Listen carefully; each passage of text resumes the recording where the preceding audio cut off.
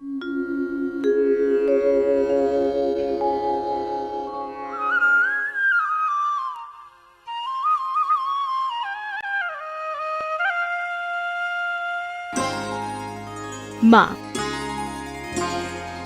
कितनी असीम शक्ति है इस शब्द में। तभी तो जब ढाक की आवाज मां के आगमन का ऐलान करती है तो ये आंखें बस मूरत पर टिक कर रह जाती हैं। फरियाद, शिकायतें या मुराद, कहने को कितना कुछ, मां सबकी सुनती है। আশিদের শারদ প্রাতে বেজে উঠেছে আলোক মঞ্জিত ধরণীর বহিরাকাশে অন্তরিত মেঘমালা प्रकृतिर अंतरा। महाल्या की ये गूंज बता रही है कि माँ धरती पर अवतरित हो चुकी हैं। माँ पधार चुकी हैं बुराई का विनाश करने के लिए। हर काल में, हर युग में माँ ने असुरों का संहार किया है और इस बार भी माँ पधारी हैं। मकसद है राक्षसों का विनाश और मानव का कल्याण।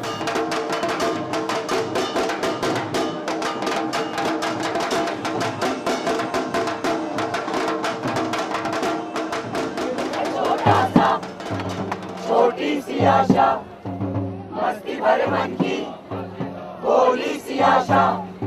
लेकिन क्या ये समाज इस लायक बचा भी है? किस मुंह से करें हम माँ का स्वागत? चंद वहशियों ने पूरे समाज के चेहरे पर ऐसी कालिख पोती है कि शर्म से झुक जाती हैं आंखें। मिटा दिया है फर्क राक्षस और मानव के बीच का। इंसान की खाल में छिपे बैठे हैं ये भेड़िए। और जब इंसान ही राक्षस बन जाए तो मानव का उद्धार होगा कैसे? हवस का गुलाम कुछ यूं बन चुका है इंसान की अब छोटी छोटी बच्चियों को भी नहीं बख्शता। बाप, भाई, शिक्षक, न जाने कितने रिश्ते हवस की भट्टी में जल गए। न घर के अंदर और न घर के बाहर ये मासूम कहीं खुलकर सांस भी नहीं ले सकती। जो उम्र खेलने खाने की थी उस उम्र में इन्हें डस लिया इन नर पिशाचों ने। मेरी बच्ची भी 4 साल की है और केजी क्लास में पढ़ती है। उसको छोड़ने जाते हैं, लाना भी पड़ता है, लेकिन बीच में एक डर सा बन रहता है कि कोई कैसी घटना ना घट जाए।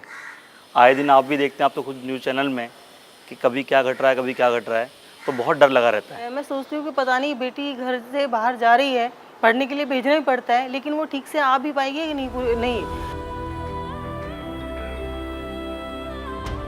याद कीजिए अप्रैल का महीना, जब इस नन्ही बच्ची को स्ट्रेचर पर पड़े जिसने भी देखा उसका कलेजा मुंह को आ गया। 5 साल की ये मासूम, जिसे देश ने नाम दिया गुड़िया। इस नन्ही जान के साथ हैवानों ने नंगा खेल खेला। वो हैवान जिन्हें कभी ये अंकल कहती थी। 40 घंटे तक ये मासूम दर्द में तड़पती रही और जब मिली तब देश रो उठा इसकी चीखों के साथ। बच्ची को इंसाफ दो, बच्ची को इंसाफ, बच्ची को इंसाफ दो, बच्ची को इंसाफ दो। गुड़िया जैसे न जाने कितनी बच्चियां इस हैवानियत का शिकार होती हैं। उनके दर्द को बयां करने की हम बस कोशिश कर सकते हैं।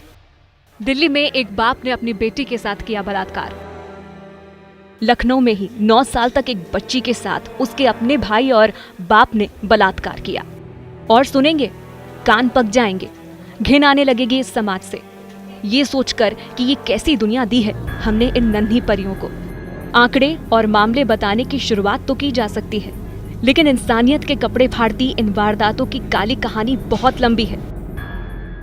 हद तो ये कि अब धर्म की आड़ में पाखंड की काली नजर भी पड़ रही है इन मासूमों पर। ये है इन बच्चियों को धीरे धीरे दबोचते दलदल का नया चेहरा, और यकीन मानिए ये बेहद घिनौना है। हैवानों ने बच्चियों को कहीं का भी नहीं छोड़ा, छीन ली उनकी आजादी। बंदिशें पहले ही क्या कम थी कि अब इस खौफ ने उनकी बेड़ियां और बढ़ा दी हैं। कोई माँ बाप से पूछे कि क्या गुजरती है उनके दिल पर। जब आजकल का माहौल में देखती हूँ, आए दिन जो टीवी पे खबरें आ रही हैं और मेट्रो में और बसों के अंदर, इवन रोड पे भी जो घटनाएं होती हैं, उसमें क्या है कि लड़कियों को बाहर भेजने में डर लगता है।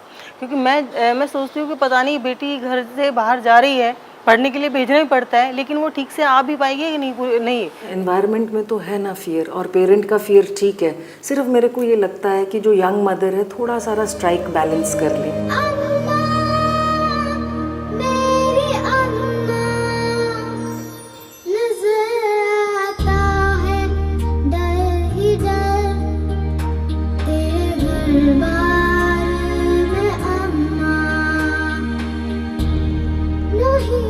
हकीकत है ये।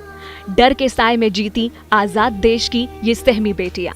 अगले जन्म मोहे बिटिया ना कीजो कि गुहार न लगाएं तो और क्या करें। अफसोस, ये उस देश की बेटियां हैं जहां इन्हें शक्ति का रूप माना जाता है। वो देश जहां स्त्री को पूजनीय मानने की प्रथा रही है। वो देश जहां राम से पहले सीता और कान्हा से पहले राधा का नाम लिया जाता है। वहां लड़कियां आज अभिशाप बन चुकी हैं। नेशनल क्राइम रिकॉर्ड्स ब्यूरो के मुताबिक पिछले 10 सालों में बच्चों से बलात्कार के मामले 336% तक बढ़ चुके हैं। 30% रेप के मामलों में शिकार नाबालिग लड़कियां होती हैं, जिनकी उम्र 1 से 7 साल के बीच होती है। 39% लड़कियों ने माना कि जान पहचान वालों ने ही उनके साथ गलत काम किया। वाकई अब इंतहा हो चुकी है। एक तरफ तो कन्या को देवी का रूप मानकर पूजे जाने की परंपरा, और दूसरी तरफ ये परेशान करने वाले आंकड़े। अगर इस पूजा का असल मतलब ही नहीं समझा तो क्या ये आराधना बेईमानी नहीं? और ये देखकर तो माँ का हृदय भी छलनी होता होगा। तभी तो जब उनका गुस्सा फूटा तो ना जाने कितनी जिंदगियां काल के गाल में समा गईं। लेकिन माँ के इस क्रोध को मूर्ख इंसान कहाँ समझ पाएगा। भूल गया है ये कि जिस पर अत्याचार करता है वो भी माँ का ही स्वरूप है।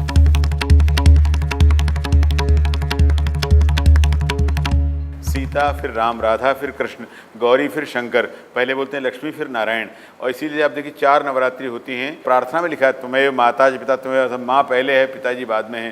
तो माँ का स्थान हमारे यहाँ पहले है और माँ को बहुत सम्मान दिया गया, बहुत आदर दिया गया है। इसी नवरात्रि में लगातार, इसीलिए नवरात्रि में लगातार 9 दिन माँ की पूजा की जाती है।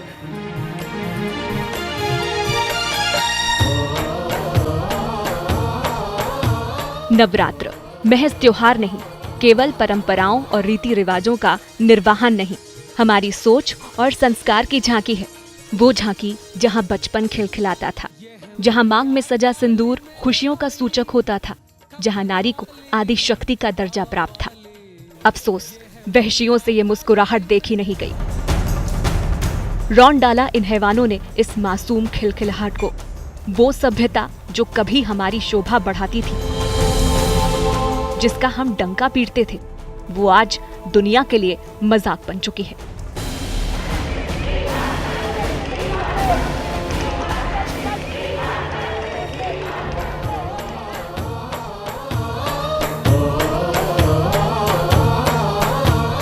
त्योहारों की इस चकाचौंध के पीछे कितना अंधेरा है ये दुनिया ने देख लिया। ये कैसा दोहरा समाज है। ये छोटी छोटी बच्चियां उस आदि शक्ति का ही तो रूप है। ये भोग लगाने के लिए है, भोग बनने के लिए नहीं। एक दिन के इस सत्कार के मायने बहुत गहरे हैं। जरा समझने की कोशिश तो कीजिए। आखिर माँ के महायज्ञ में कंजक पूजा अंतिम आहुति जो होती है,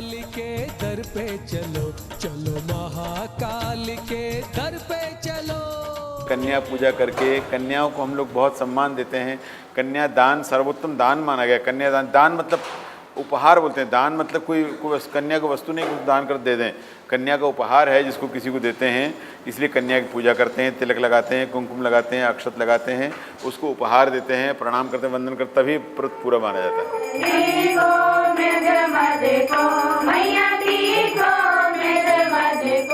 कंजक को माँ दुर्गा का रूप माना जाता है।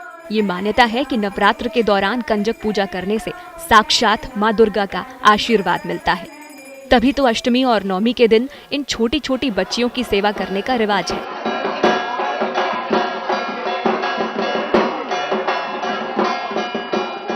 चुनरी ओढ़े, श्रृंगार किए ये नन्ही परियां वाकई माँ का बालिका अवतार नजर आती हैं। गाजे बाजे के साथ निकलती है इनकी सवारी। सबसे पहले इन नन्ही परियों के पैर पखारे जाते हैं, माथे पर तिलक और फूल माला अर्पित की जाती है और फिर लगाया जाता है भोग। भक्त ये मानते हैं कि ऐसा करने से उन्हें माँ की सेवा करने जैसी अनुभूति होती है। पहली बात तो ये है, ये दुर्गा का बाल्य रूप है। बाल्य रूप समृद्धि लाता है, खुशहाली लाता है, इसलिए ये पूजा हर साल किया जाता है।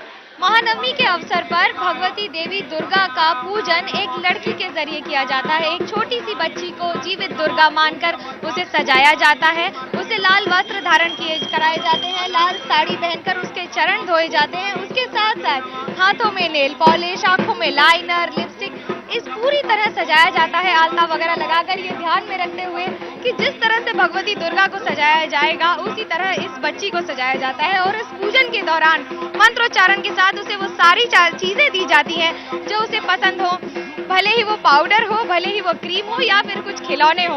और इन सब के साथ उनके परिवार वाले साथ बैठे रहते हैं। ऐसा माना जाता है कि पश्चिम बंगाल में भगवती दुर्गा को सिर्फ माँ ही नहीं, माँ का मतलब बेटी होता है। यहाँ पर भगवान भगवती को बेटी मानते हैं। ऐसा माना जाता है कि वो कैलाश से 4 दिन के लिए आती हैं अपने मायके, और अपनी बेटी का जैसे लाड दुलार किया जाएगा वैसा ही इस बच्ची का किया जाता है।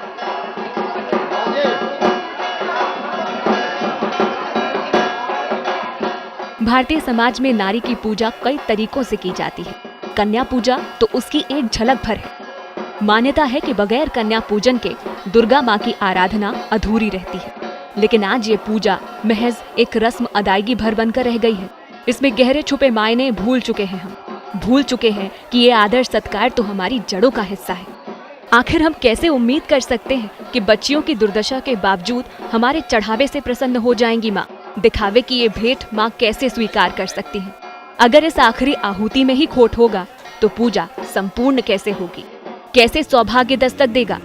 और आज समाज की, देश की जो दुर्दशा है वो दुर्भाग्य नहीं तो और क्या है।